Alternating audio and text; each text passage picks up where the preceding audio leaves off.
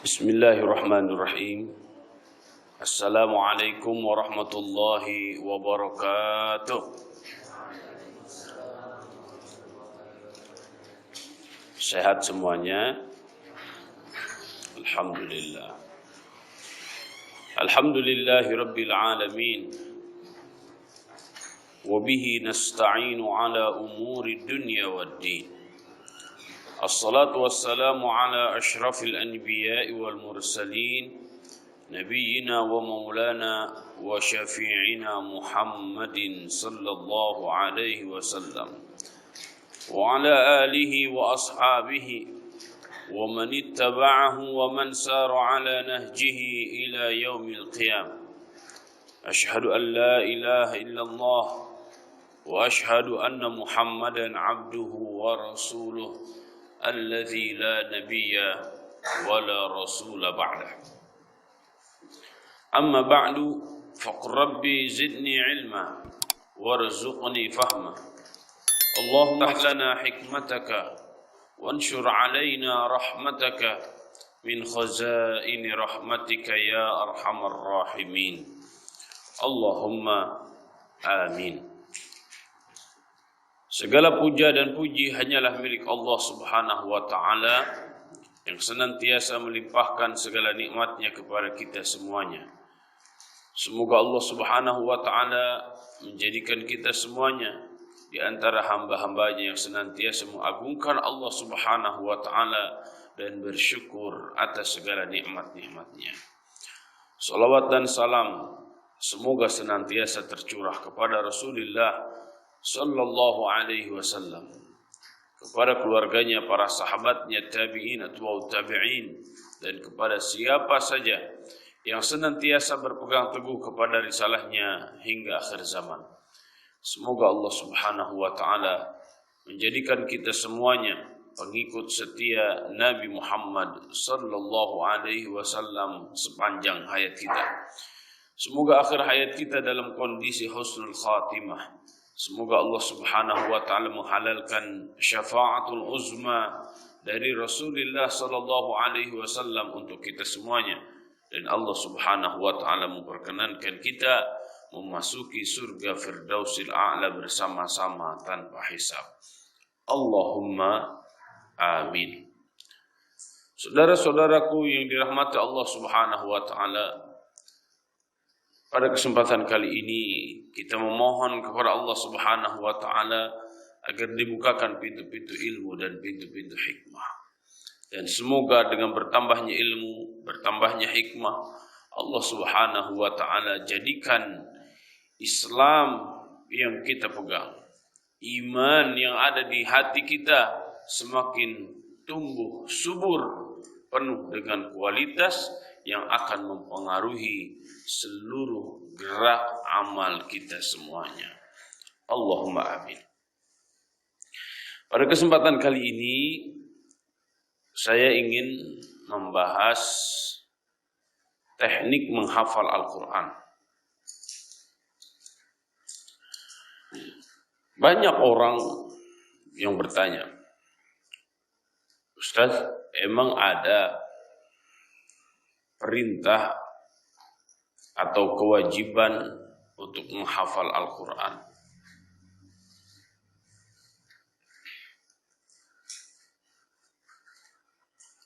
Kemudian bagaimana cara menghafal Quran yang efektif? Ya. Pertanyaan-pertanyaan ini menjadi dorongan tersendiri untuk mengkaji ayat-ayat Al-Quran dan sunnah Nabi Sallallahu Alaihi Wasallam. Jika kita perhatikan,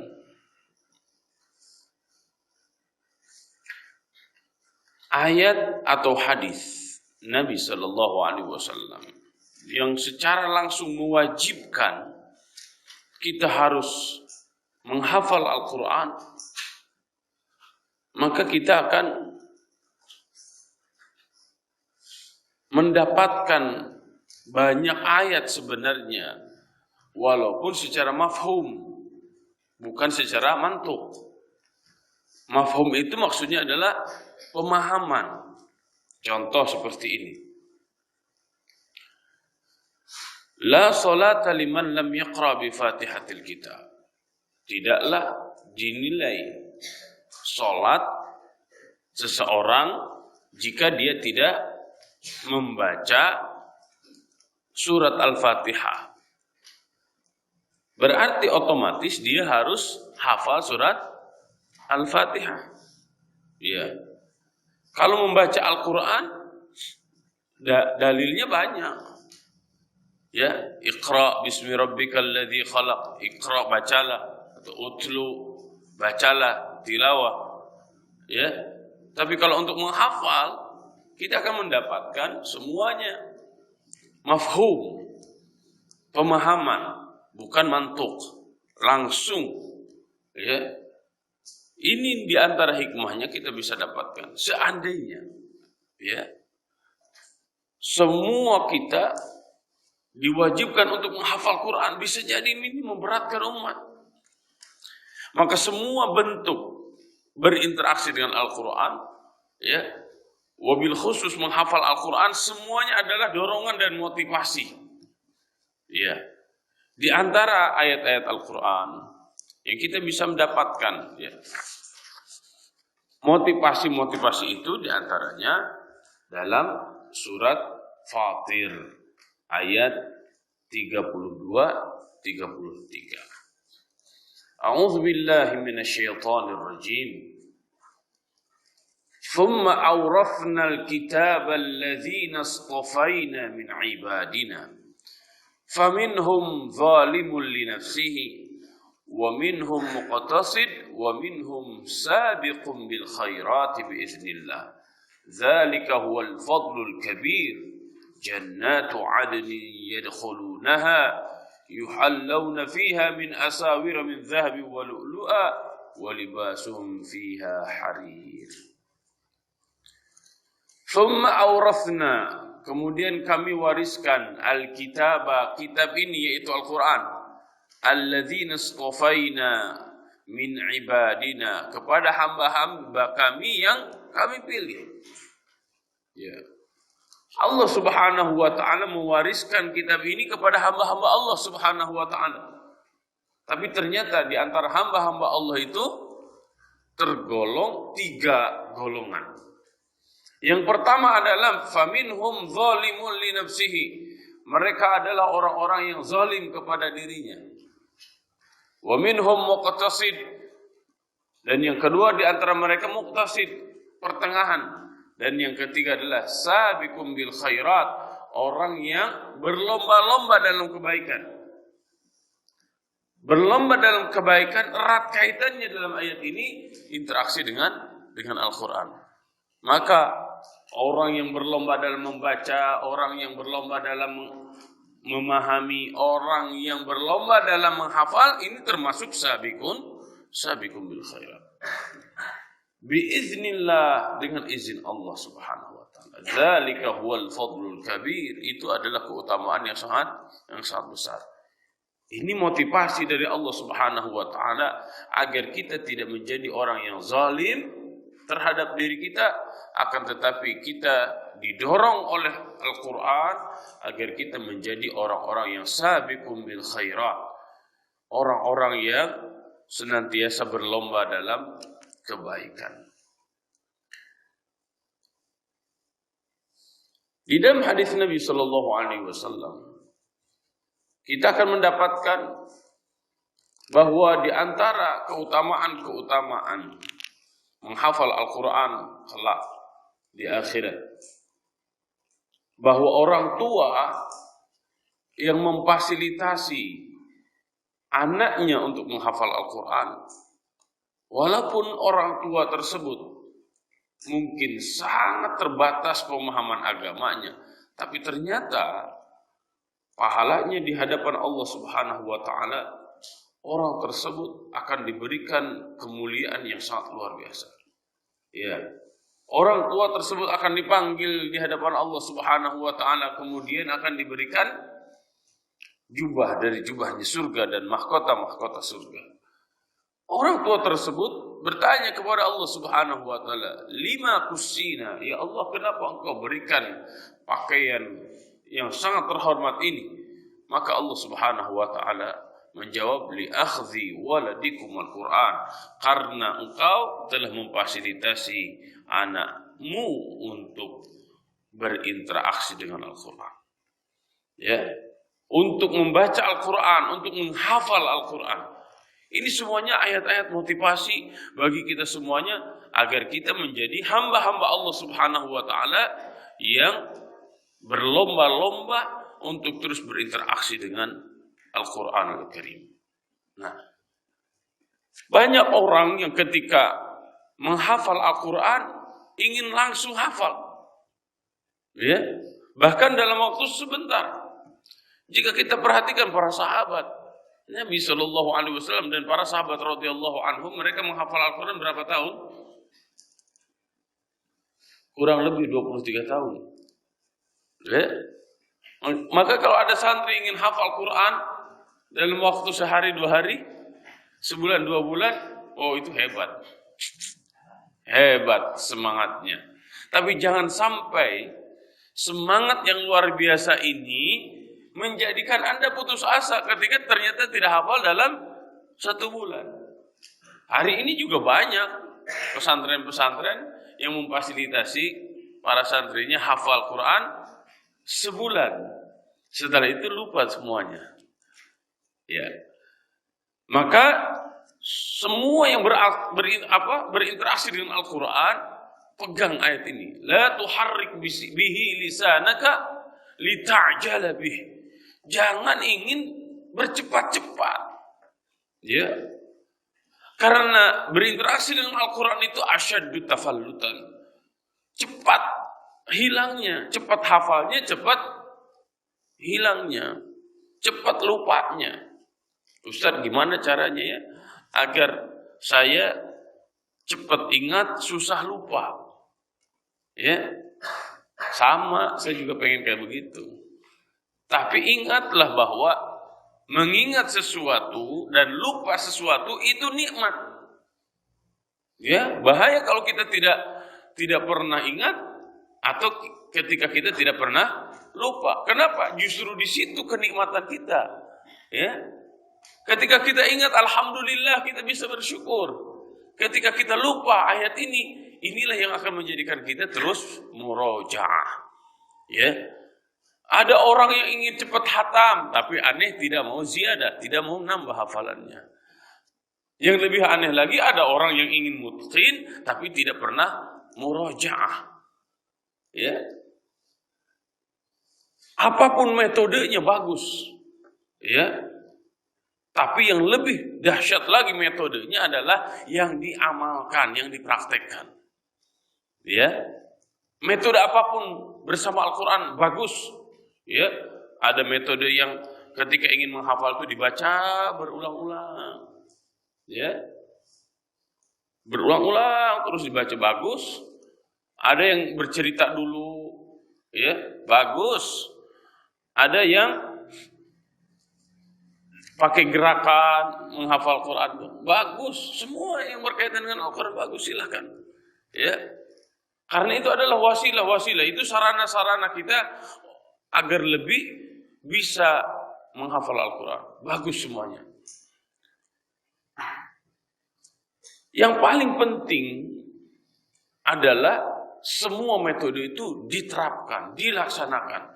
Jadi kalau bagi saya, ketika ditanya metode apa yang paling bagus ketika menghafal Al-Quran, satu metodenya, yaitu dihafalkan. Ya. Karena jika ingin menghafal Quran, mau ngapalkan, ya sampai kapanpun gak bakal hafal. Ya. Metode menghafalnya mau seperti apa silahkan. Mau dengan Hanifida, yang nanti hafal nomornya, hafal suratnya, hafal nomornya, hafal letaknya segala macam, silahkan. Ya, Dr. Hanif dan Dr. Ida, Hanifida. Mau dengan cara seperti Ustaz Adi Hidayat, silahkan. Mau dengan cara tikror, silahkan. Mau dengan metode apa lagi?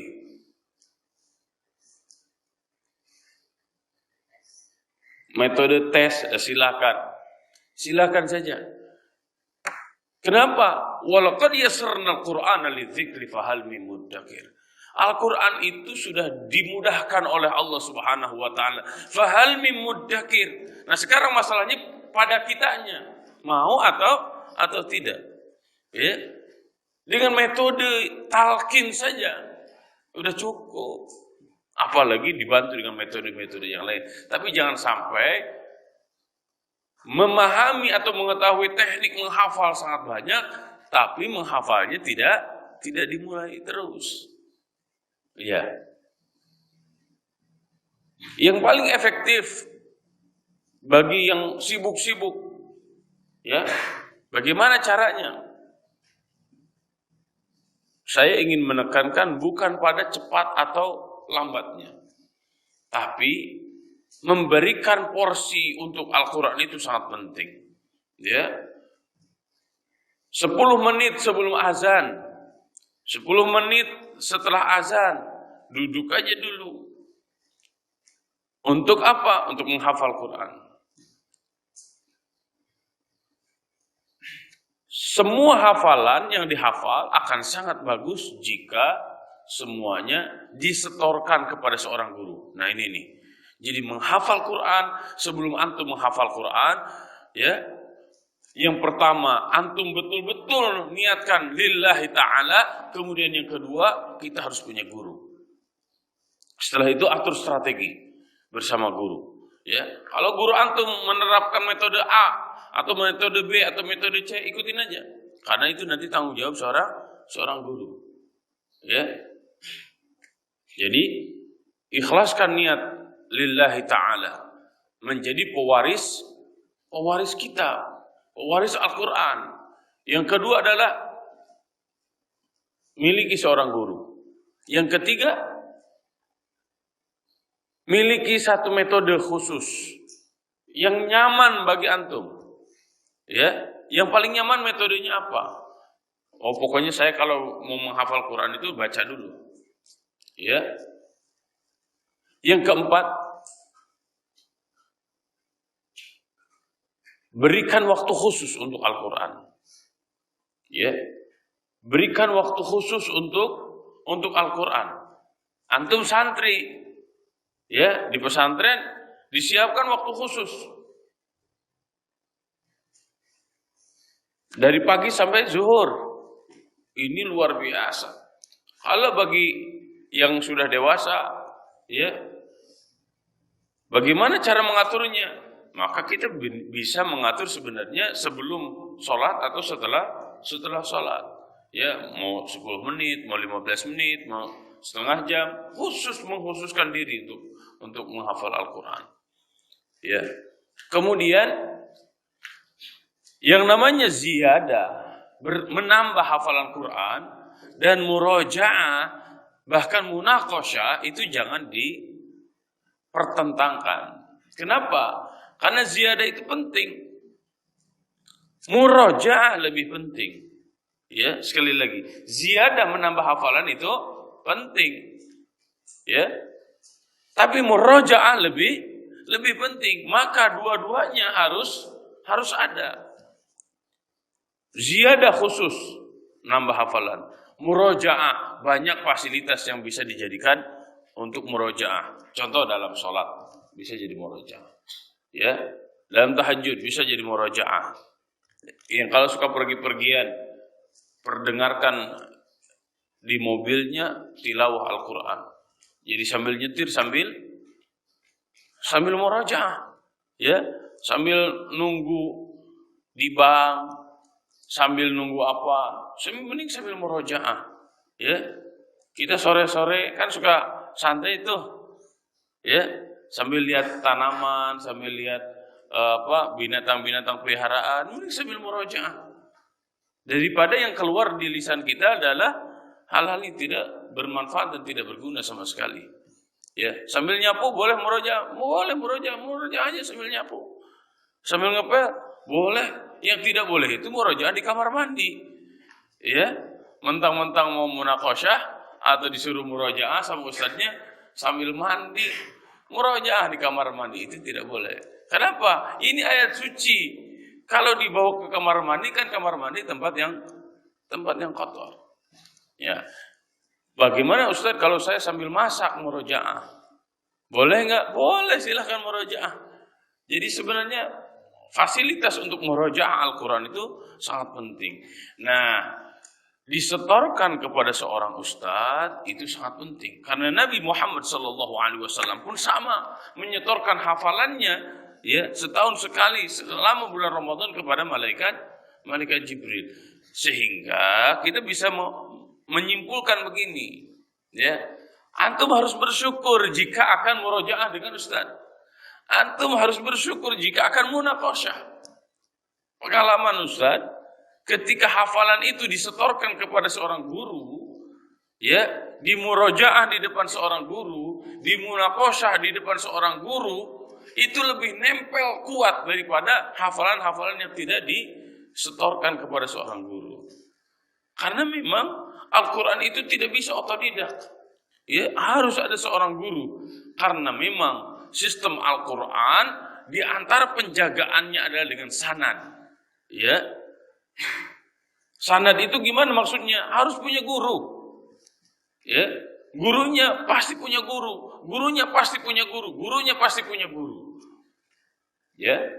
Sehingga atur ini.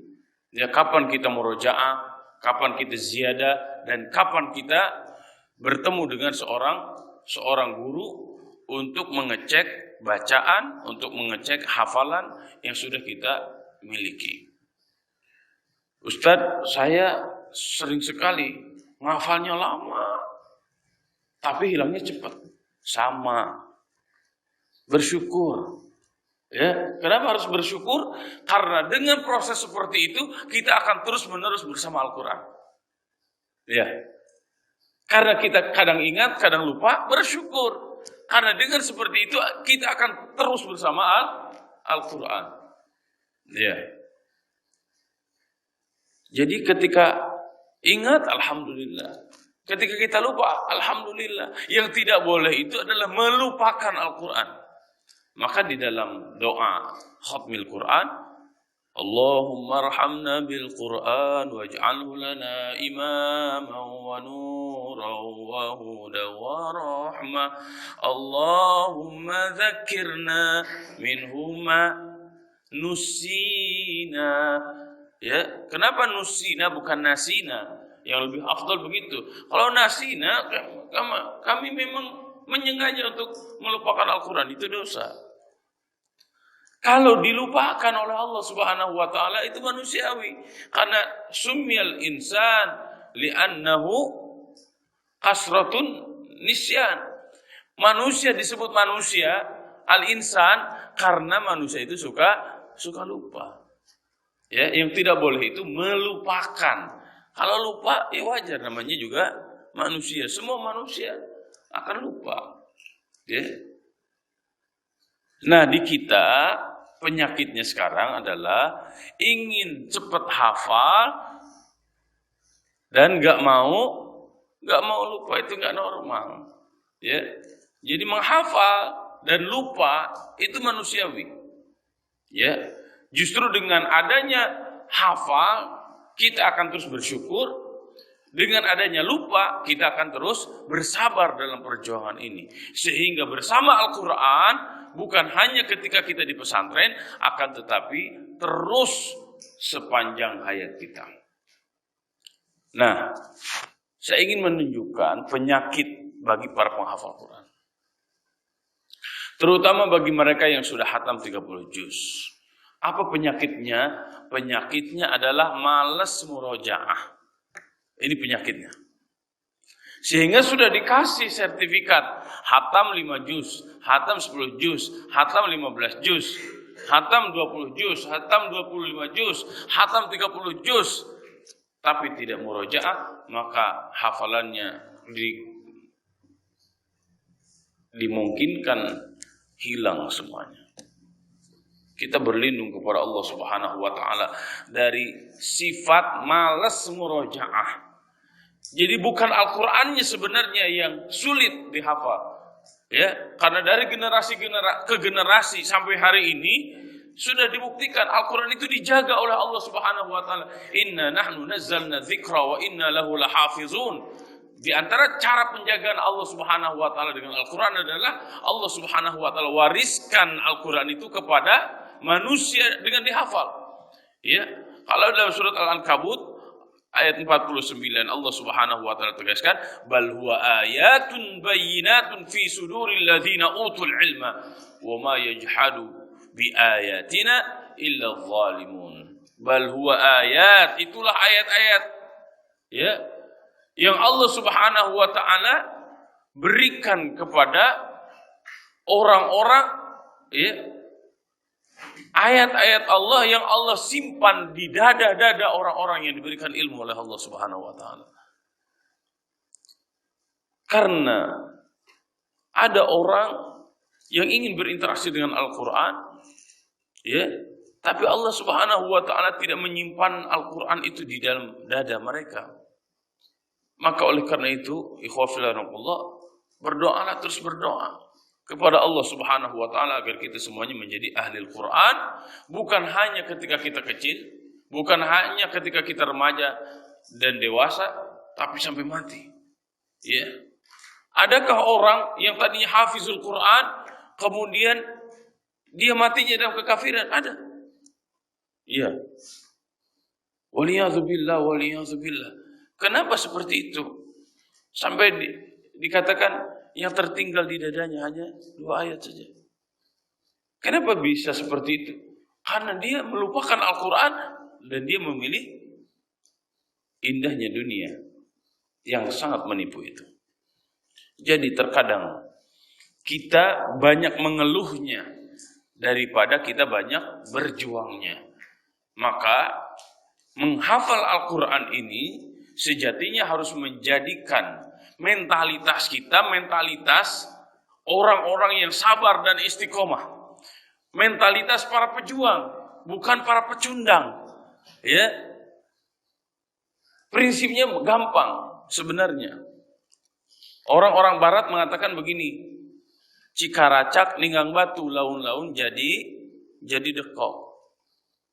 Cikaracak itu apa? Air yang menetes walaupun sedikit-sedikit di atas batu. Lama-lama batu itu menjadi bolong juga. Ya, 6 tahun. Antum targetkan mau hafal Quran berapa tahun? Kalau antum mau hafal Quran 6 tahun, ya berarti 1 tahun berapa? 30 bagi 6 berapa? 5 juz.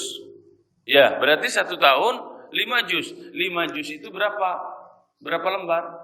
1 juz itu kan 10 lembar. Ya. Berarti kalau 5 juz 50 lembar. Sekarang 12 bulan bagi 50. 50 lembar bagi 12. Berarti berapa?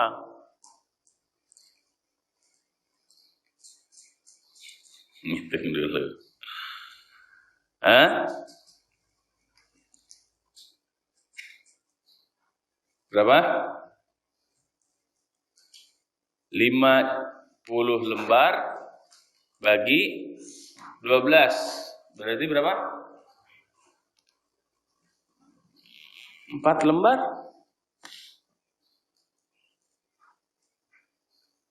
Katakanlah setengah juz lah. Iya. Sebulan setengah juz. Ya. Katakan sebulan setengah juz. Kalau setahun sudah luar biasa. Cuma terkadang kita tidak punya strategi. Ya. Kita tidak sabar, kita tidak istiqomah dalam ziyadah ataupun dalam murojaah. Kalau mau munakosah, ngumpet semuanya. Seakan-akan munakosah itu siksa dunia. Ya. Dan ada karakter begini, kalau dilihat oleh orang itu inginnya sempurna.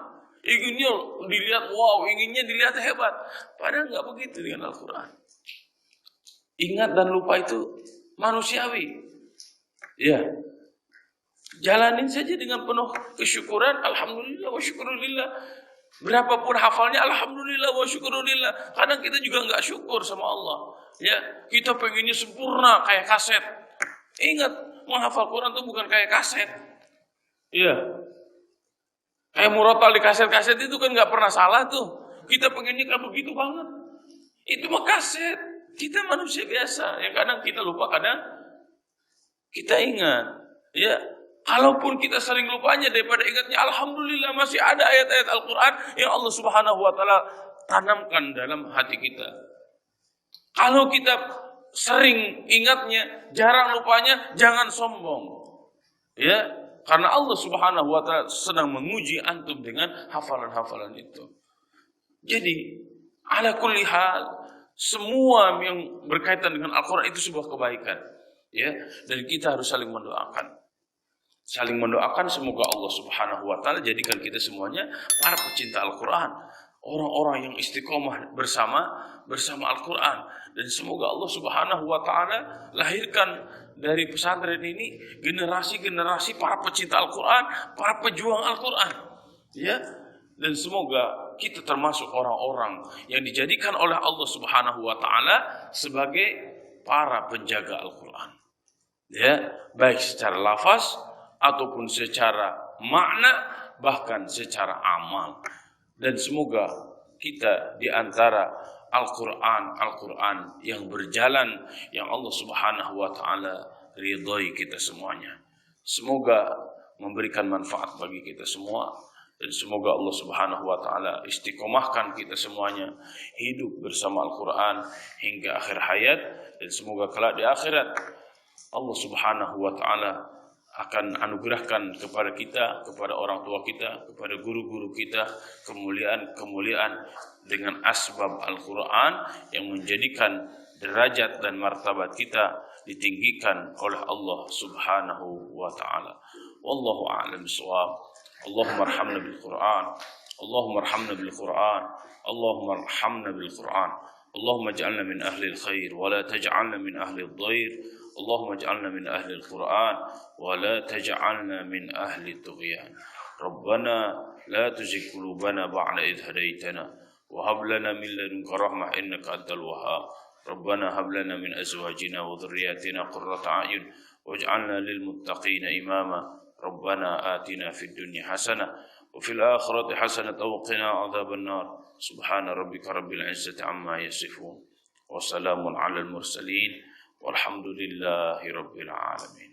Wallahu a'lam bishawab. Wassalamualaikum warahmatullahi wabarakatuh.